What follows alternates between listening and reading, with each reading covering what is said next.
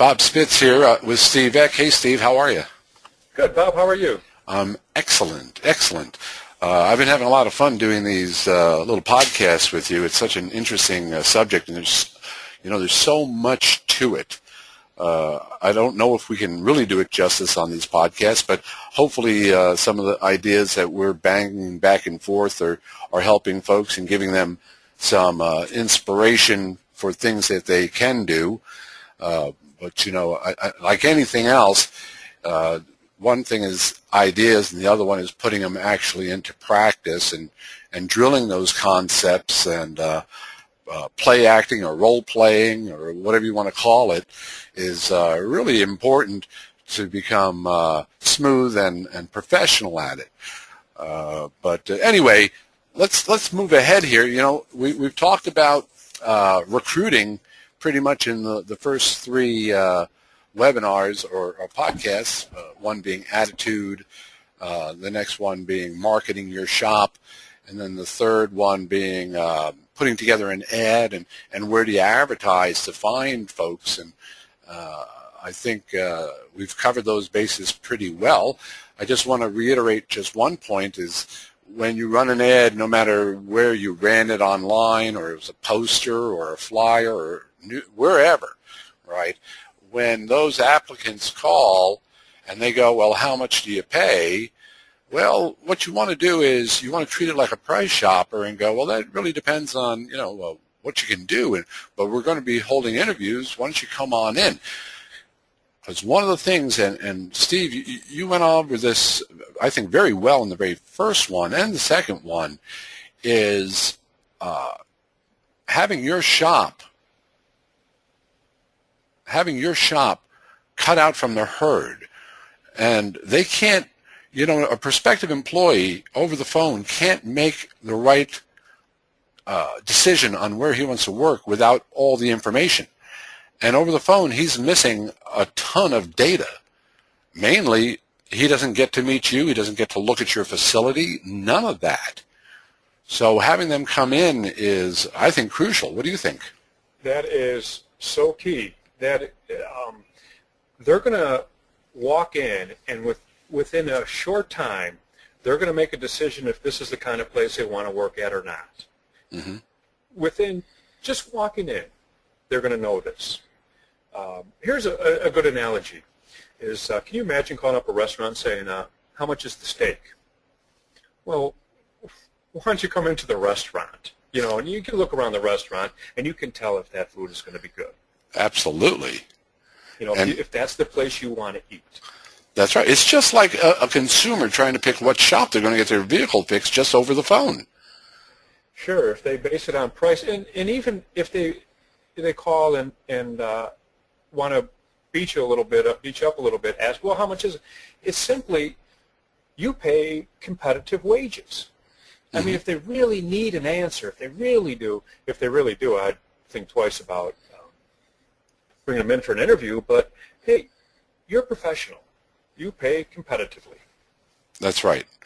That's right. We have very competitive wages. We're very progressive with our bonus systems, and we pay for training. You can talk about things like that, sure. But you definitely don't want to get into the actual numbers until never. Until they've had a chance to meet and see you.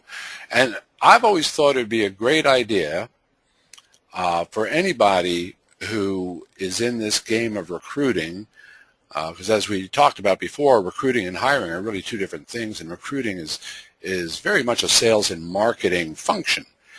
If you would sit down and write yourself a little script, or just with a friend or with your spouse or your partner, whoever it is, sell them on why they should come in for an interview. Why should I come to your shop, Steve, for an interview? I think that's an excellent exercise. That is a great exercise. That's fantastic. You know what I really like is I've interviewed people. I still recruit. My staff is strong and great guys, but I still, because you never know.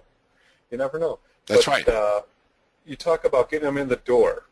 When anybody walks to my shop, whether it's a new customer or somebody I'm going to interview, I love how they look up and they look around, and you can follow their head looking at everything, even up in my office. It's like a first-time person in Chicago looking up at the sky, at the skyscrapers. Mm-hmm. You can tell their first time. That's right. They've never seen the Sears Tower.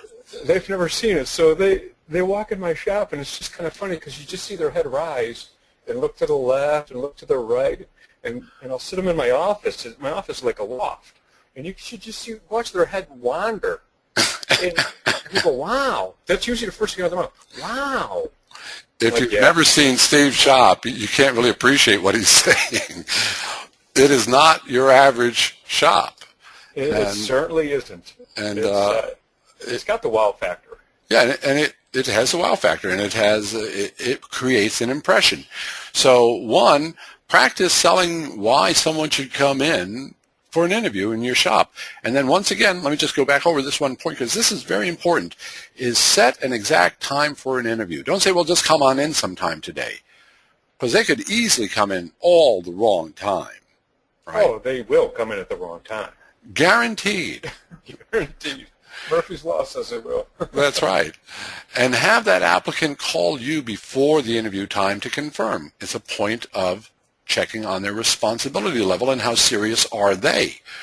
Because I don't want to be sitting around at night waiting for someone who's not going to come. That's not going to happen in my world, right? Right. That's a good marker to see if they are truly professional. And another little tip here is don't put all your eggs in one basket. You always want to recruit in excess. You have an opening for one tech. Man, let's get 10, as many as we can in there so you have someone to pick. Because if you're desperate and only one guy shows up for an interview, you might make the mistake of just hiring that one guy. And that one guy could be your nightmare guy because you've got the blinders on because you're so desperate for an employee right now.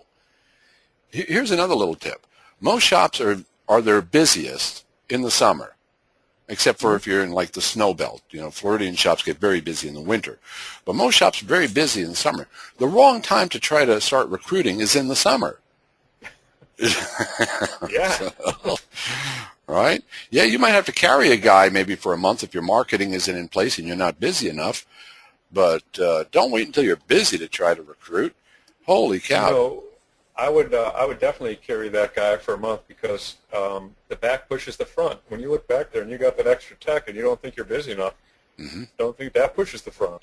Yeah, it pushes the front big time. They feel that. Oh, heat. yeah. It makes the front move a little bit faster and get more cars in. That's right. So try to have multiple applicants at the same time, right? Because you get a hot shot who comes in who really thinks he's God's gift to the mechanical world. You know, this guy is cocky and whatever. He comes in, he sees 3 other guys there who are just like him. Well, that builds some competition. You know, when you're recruiting, what you're doing is you're selling the shop. But during the hiring interview, the table is turned. Now they've got to sell you. Once you get them in the door, the recruiting process is kind of over and the hiring is starting. Right. So it builds some pressure there, right? I have personally experienced that as a young man, thinking I was the best thing since sliced bread, and walking into a room and there were 10 other guys who thought they were the best thing since sliced bread. We've all been there. That's right. So you start sizing up people. That's absolutely you do, right? So this is why I want you to have an exact time. So, you know, Steve is calling me. He's interested in the position I've got open. Well, come on in, Steve.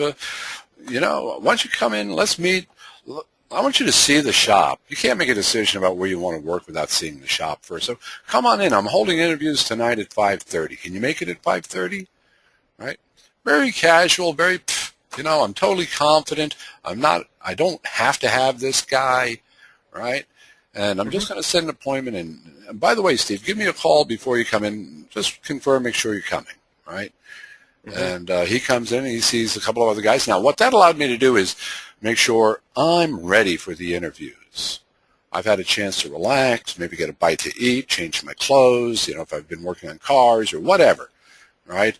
Because I want to put the right emphasis in there. I want to make sure that that first impression that they get is the right one. And that's that's why Steve's got such a great kind of thing, because he's got that wow factor. Go ahead, Steve. Let me interject in there. As a shop owner, you cannot prepare enough for these interviews. I mean, you can't just wing it. You can't say be here at 5:30 and just go, oh, yeah, let me get my wrenches put down. Bob, like you said, showered, cleaned up, you've done your homework, you've read resumes. You can't prepare enough for these because you need to be in control. That's exactly right. You need to be in control of this process, right? So when we're hiring, now hiring, remember, it's different than recruiting. Hiring is now we're really looking at putting this guy on, okay? Your attitude, the space that you're going to do the interview in, how you dress, all sends a message. And it's got to be the right one. I kind of laugh because at this part of it, when you talk about the hiring, to me it's like the dance. The dance has now begun. That's right.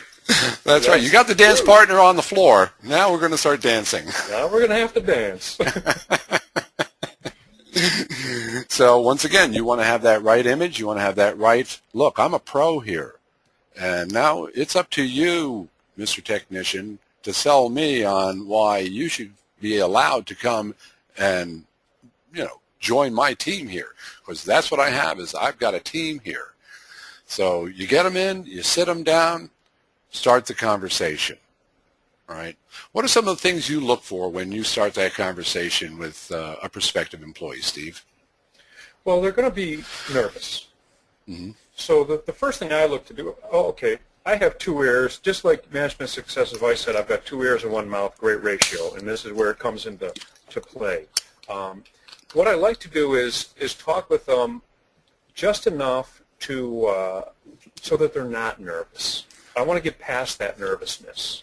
I want them to start opening up a little bit because I want to find out about them is what I want to do.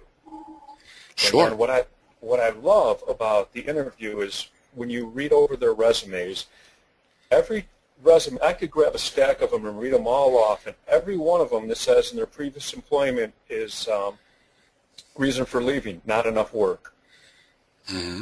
That's the standard. So I love to get them to talk about their past employment because that'll tell you their tone. That's right. That shines light on them, their tone, and asking very pointed questions and looking for the reason why they left their last employment. We're also looking for responsibility levels. You and I talked about this a little bit, Steve. We want to make sure that the guy who's coming in isn't strictly money motivated. Yeah, we want him to be hungry. We want him to make a good living. We want him to work hard. But his reason for coming can't be strictly for money. Another, because what I'm looking for is motivation here. I'm looking for what motivates this guy. So, one of the questions I like to ask is, what gets you out of bed in the morning? You know what? I ask the same thing. It's a good question. That. What what makes it happen for you? Yeah. What drives you? That's right. It would be surprising because I don't think I can remember anybody saying, money, just give me money and I'm happy. I don't think I've ever heard anybody say that. Well, that's good. Yeah, that's good. Yeah. Because although money is a motivation point, and it's on the motivation scale, money, it's the lowest point of the motivation scale. And money-motivated people tend to be short-timers. So, yeah, we're looking for someone who is, he's got something on the ball, he's alive, he freely communicates his ideas. What does he think about the automotive industry? Does he think it's going in the right direction? If he's an older tech, where do you see this place going? How do you feel about continual education? You want to ask plenty of questions. Right. That'll give you so much info. Ask and then shut up and listen.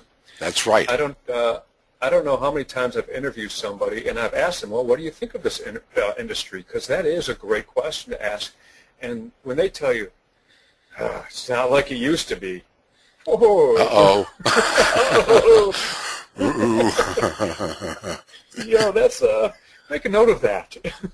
That reminds me, in the 70s, and I was a young guy, and I'm talking to the older techs, and you could always tell the guys who still had their head in the game versus the ones that didn't. And the ones that didn't, they were poo-pooing electronic ignition and fuel injection and go, I can replace a lot of points and condensers for one of these units. You go, oh, good. They had no interest in the technology coming. How do you feel about hybrids? Boy, that'll shine some light on it. The guy goes, waste of time, waste of money. Who needs them? Thank you very much. Next.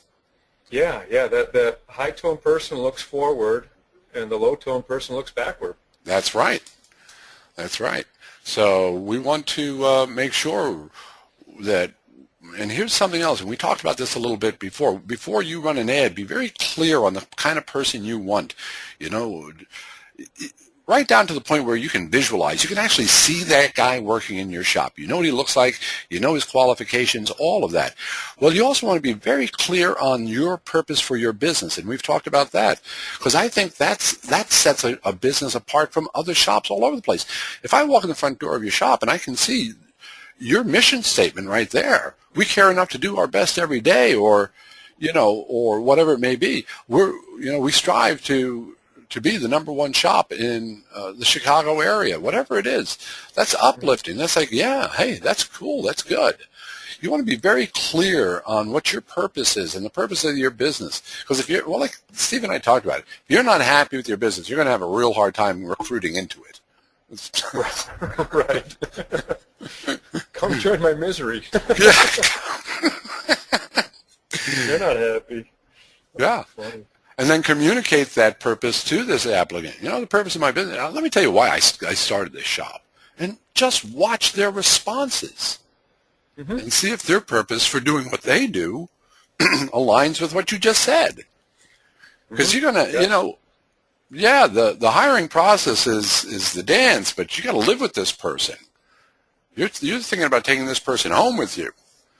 So we've got to make sure we ask plenty of questions that shines light and shines light on their attitude towards the business, towards people, towards fellow workers. How did you get along with the other techs at your shop? That's another one I love. And what I love is, Steve, is when a guy goes, well, what were you making at the other shop? Oh, 30 flat rate hour. That can send a warning bell up in your head. And then you have to ask him the second question. How many hours were you getting a week? Oh, 15.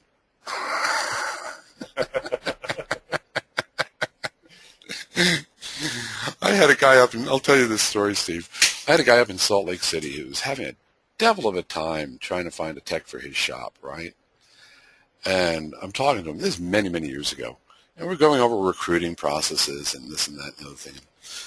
And he goes, hold on, I got a call coming in. And he puts me on hold. He comes back on. I said, who's on the phone? He goes, oh, some guy looking for a job. I said, great. When is he coming in?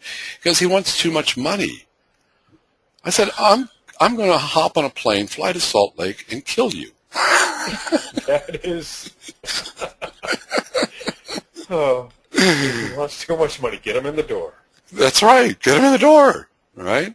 Because when you're talking about you're talking about creating compensation plans, don't be afraid of what the guy says, right? Unless he's like in La La Land on what he thinks he should be able to make. Do you know what scares me a little bit about applicants is every once in a while I'll get an application or a resume, I should say, and somebody's looking to make $35 or $40 a billed hour, and that doesn't. They can put down whatever they want, but come on in. It's the guy that wants $9.50 an hour that scares the crap out of me. Yeah, he doesn't think too much of his skills now, does he? He might have all the skills in the world, but he has no confidence. That's right. He has no confidence. I don't care if they ask for $50 an hour. I'll bring them in. Absolutely. Don't let that scare you off, because once again, you can't make a choice if you don't have a choice, and they can't evaluate where they're going to work unless they see your place. Right. So, I wanted to throw this out there, and it's going to be a little bit off what we're talking about, but you're going to see when you start to put all this together and you run ads, you might not get as many applicants as you have in the past, because now you're weeding out because you want the good people. So don't let quantity scare you. That's true. Yeah, I mean, you want to go after multiple applicants, but if you're really good and you're not hiring out of desperation, you won't pick the wrong guy. Right. Don't hire. I've done it. I've hired out of desperation, and We all have. Mike Lee tells the story, and it's me that he tells the story about, and I hired a guy out of desperation because the service writer had left, and I hired somebody, and a week into it, I realized this guy wasn't going to cut it, so I let him go, and I hired the next person out of desperation, and that's the guy that was too pretty for the shop. No, that wasn't him. But this is the guy that called some customer of mine. He referred to her as a lesbian. He called her names. Yeah, Mike tells this story. It's recorded. And this woman actually called me. She got my cell number through her cousin. And she said, Steve, I know you're not going to run your shop like this. I can't believe what this guy said to me. And I went to my recording, and sure enough, and I went downstairs. I confronted him. I said, did you say that? He said, yeah, she is. You're fired. I never had a good feeling about him, but I was desperate because the first guy I realized wasn't going to be the person. Right. So I make mistakes. Yeah, so whatever they say, when asking in your application, when they're filling out the application, salary desired or whatever that line is on your application form, if they're putting down $80,000 a year, hey, don't let that bother you, right? In fact, they're wonderful. I know how you can make $80,000 a year. That's right. Get to work. Exactly, because good technicians never cost you money; they make you money, don't they, Steve? Right. They're assets. They're not liabilities. That's right. So those are some of the tips as far as in the interview process. There's much more to that, and drilling it, like Steve was saying, being prepared and practicing this, that's paramount. Now, when you're talking about, and tell me if you agree with this, Steve, when we're talking about hiring into a very technical position, like being a technician, right, or even a service writer anymore, Sure. that first interview is not enough, because I want to have a skills test for service writers or for technicians. I want to see if they actually can walk the walk, right? And anymore, with the complication of the cars and internets, I've got to know that this guy has got some level of literacy and some kind of computer skills. Let me ask you a question, Steve. If you're looking at a guy and it all looks good, you go, great, why don't you come on in tomorrow night, and I'll pay you for your time, and I always recommend that because in California you got to, right? What you do is up to you, but I'll pay you for your time. You come on in, and I'll have a car ready here, and show me what you can do, right? Because right there you're going to find out if he starts backpedaling, you got a problem. But if you were watching a guy, Steve, put a car up on a lift, could you tell pretty quickly if this guy knows his way around a car? Sure. Sure, you can definitely tell when somebody's familiar or confident with what they're doing around a car. Just the way they rack a car. And that's what I like to do is I give them that working interview. Yes, rack the car. Just do me a favor, rack the car, rotate the wheels, check the brakes, and I'll go as far as to unplug something and go, afterwards, we got to check engine lights, so pull the code and tell me what you do. Good. You're going to find out if they're good with their hands, and you're going to find out how sharp they are on their feet. None of it's difficult work. You're just gauging, how they are in a work environment and with a car in front of them. Yeah, everyone could talk about it. Now let me ask you a question, Steve. Do you use Identifix or ALLDATA in your shop? Both. So do you ever have a prospective tech, you give him a problem, go find the solution online? Oh, sure. Yeah. That's part of it. That's when I tell them, pull the code and tell me what you would do.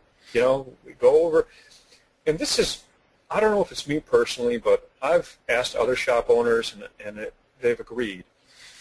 When the tech goes over to ALLDATA, and they look up the flow chart, because they're looking to see the procedure, and they'll talk to you, okay, I see the flow chart, this is what I'm going to do first, second, third. That's wonderful. When they go to Identifix, and Identifix is a tool, like anything else, but when they go to Identifix and go, well, 10 guys say it's the sensor. It must be the sensor. Oh, no. No, we don't take a shortcut here. We got a parts changer there. Yeah.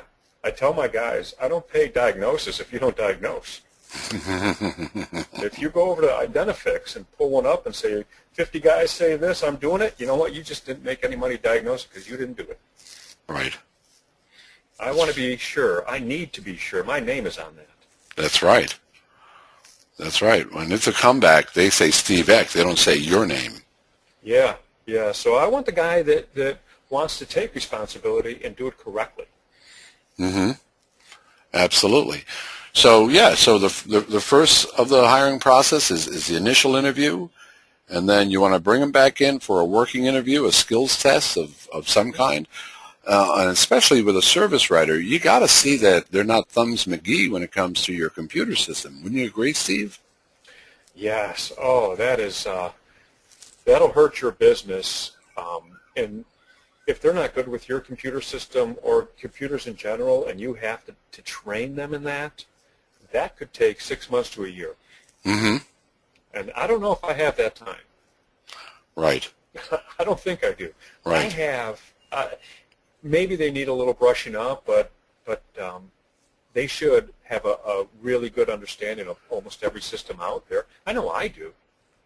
Well, the truth is, if you understand the theory behind it, if you understand the practical aspect of any of these shop management softwares, you can learn any of them because they're all the same thing. They're all contact managers, and they're all repair order creators. Mm-hmm.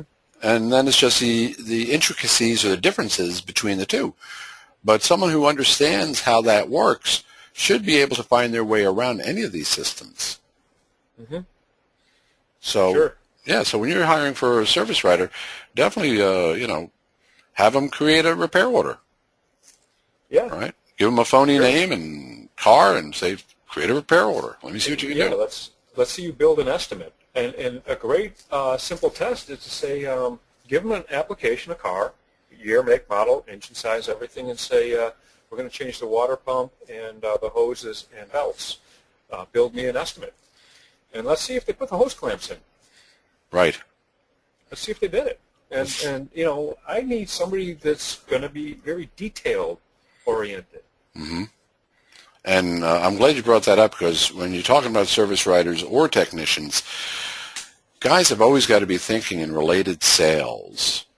Now, related sales is really an auto parts industry concept where in the old days, I don't know anymore, countermen were trained when a shop called and said, I need a water pump for whatever.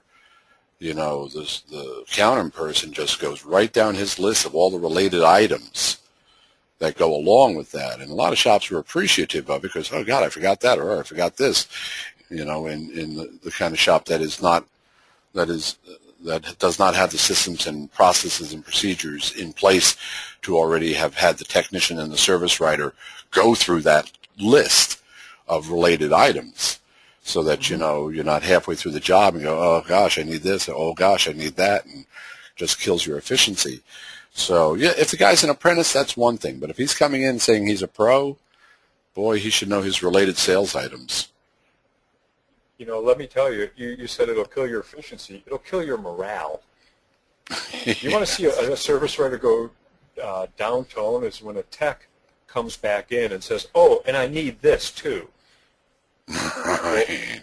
Or if the service writer realizes he needs it and didn't put on the ticket, they have to call the customer.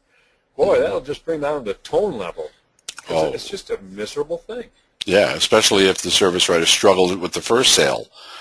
Yeah. You're going to have me call him back and tell him now it's more? Yeah. Remember when I told you it was $400? What I meant it was $550. Yeah. So these are just things that you're looking for in the hiring process because, nobody wants to hire the 90-day wonder. That's the guy you hire and 90 days later you wonder why, right? Right. Sure. You want to do the best job you can in looking for the kind of guys, but you got to have the guys there to look at. So that's where the recruiting aspect of this all comes in. Mm-hmm. Now, when we're talking about working out compensation plans for them, don't forget the little benefits that you provide, whatever it may be. Take into account your benefits, paid holidays, paid vacation time. Training is a huge benefit. I'm old enough to remember when I applied for a job, the benefit I was looking for was having a job. But the modern day worker doesn't think that way. So you've got to paint the picture of all the different ways you do compensation, because you want to build value into these and move their attention off of their hourly. Because look at all the compensation we have here, right? If you pay for health benefits, oh my gosh, which I think you have to anymore to attract anybody good. Sure, right? Sure. One of the benefits I list when I recruit is if we hit a certain percentage of complete checkout or certain sales or something like that, I buy lunch. That's a benefit to me when I'm buying you lunch. Heck yeah, it is. That's another line that I can add of benefits. That's right. Some of the things you do, you might say, it's just all taken for granted, but it's not. Mm-hmm. So think about what you, for lack of a better term, give to your employees, and that's a benefit. And another key point, we were talking about facility before. When a person walks in and they get that first impression, well, you also want to, good shops keep and maintain their equipment very well. And as a pro tech, I'm definitely looking for that. I want to know that I'm not walking into a hellhole where the equipment is substandard, it's not well maintained, it's whatever. I love showing the prospective employees my equipment. Because that's a benefit, isn't it, Steve? I've got great equipment. Yes, it is. When they see my eSparth alignment machine, the 8-head wireless, and my on-car brake lathe, this is just good stuff. And I show them my different scanners. They're like, wow, all the lifts look brand new. Yeah. So this is the dance. As Steve said, this is the dance. Yeah. We are now dancing. So, in summary, guys, anybody who's listening to, when you're looking at your compensation plan on this, one, know your labor laws. I can't express that greater than just saying it, but it's that important. You got to know your labor laws. You got to know what you can and can't do with employees in your state, right? Each state is a little differently. I'm a Californian, so I'm very sensitive to this about what we can and can't do. When you hire someone on a board, get that signed agreement with them, right? That you've outlined what's expected of a technician. You've got that? I know you've got that policy, Steve. Oh yeah. What's expected of a technician? I have it signed, and every employee has a file, and I keep it in the file, signed. And don't forget to sign your policy book that they read it and understood it. But that simple one of what's expected of a technician or what's expected of a service writer in my shop, they got to understand that. Otherwise, they'll just do what they expect to do, which could be much different than what you expect them to do. Sure. And then I call shop owners 6 o'clock at night and find them emptying the trash because they never express, oh, by the way, before you leave, empty the trash. Right?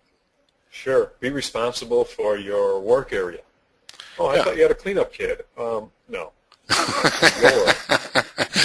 Right. This is your shop. We want them to take ownership. We want them to feel that in their environment.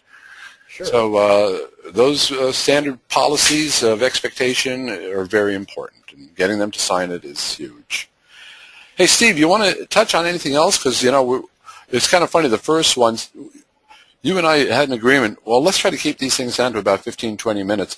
And the first one we did it. The second one we got up to about 25. The last one was 38 minutes.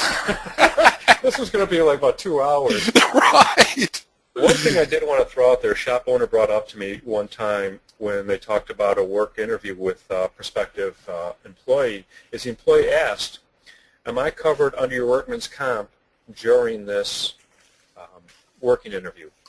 Mm-hmm. So you might want to check with your insurance if they are covered. Excellent point. 'Cause God forbid something happened. Oh, because that's when it's going to happen. Yep. So make sure they're covered. You might have to sign a rider with your insurance saying I need a 1 day with this person, and this is what I'm paying them. So that's another thing, just to check. You always have to cover yourself. Yep. Great point, Steve. Mm-hmm. All right. Well, hey, I want to thank you for chatting with me. It's been swell. Yeah, it's been great. And like I said at the beginning, a lot of these techniques that we're talking about, well, these are things that you got to practice. And I know Stacy Wells here, who's putting together the convention for this fall, is planning on doing something along the lines of what we're talking about. And it'll be great fun to practice these skills with other shop owners and have a great time. So I hope I see you all at the fall convention. But we're going to wrap up this one. Now, the next one, what do you want to talk about next time? Policy, Steve, or how to get a new tech up to speed quickly? Oh, you know what? Let's talk about policy, because that plays into getting a new tech up to speed quickly. You're right. Policy and training, but I would love to talk about policy because every shop has a bunch of them, just most of them aren't written. How right you are. All right. Well, hey, have yourself a great day, Steve, and I'll talk to you soon. Sure, we'll talk to you. Bye-bye. Bye-bye.